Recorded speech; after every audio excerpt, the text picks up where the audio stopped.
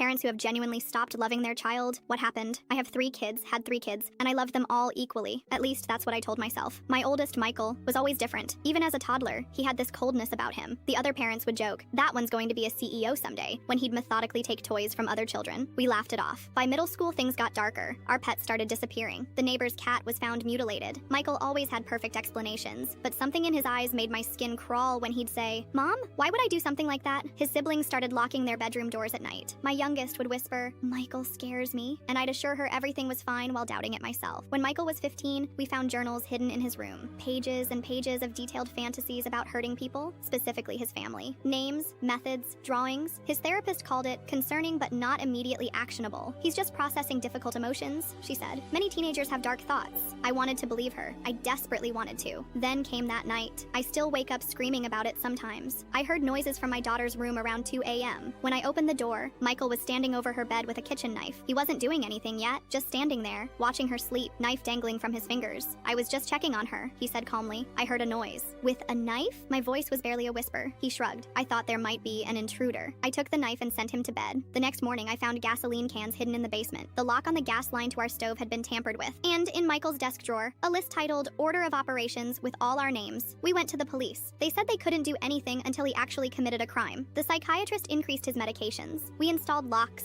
cameras, alarms. We lived like prisoners while the predator slept down the hall. "You're overreacting," Michael said with a smile that never reached his eyes. "I would never hurt my family." 3 weeks later, my husband woke to find Michael standing in our doorway just watching us sleep. The next night, same thing. Then my youngest daughter's bedroom window was found open from the inside during a frigid winter night. That's when I realized I didn't love him anymore. There was no maternal instinct left. When I looked at him, I felt nothing but fear. "What happens when we can't stay awake anymore?" my husband whispered one night. "What happens when we miss something?" We made the impossible decision. We found a secure residential treatment facility 3 states away. When we told Michael, he didn't react at all. No anger, no sadness, nothing. "You're sending me away because you're afraid of me," he stated flatly. "We're sending you away because you need help we can't provide," I said. He smiled. "You don't love me anymore. I can tell." And he was right. The love had been replaced by something else. A horrible emptiness where maternal love should be. The staff at the facility later told us Michael scored in the highest percentile for psychopathic traits they'd ever recorded. That was 2 years ago. My other children are thriving now that they feel safe. We still pay for Michael's care. We check on his progress. We do everything parents should do.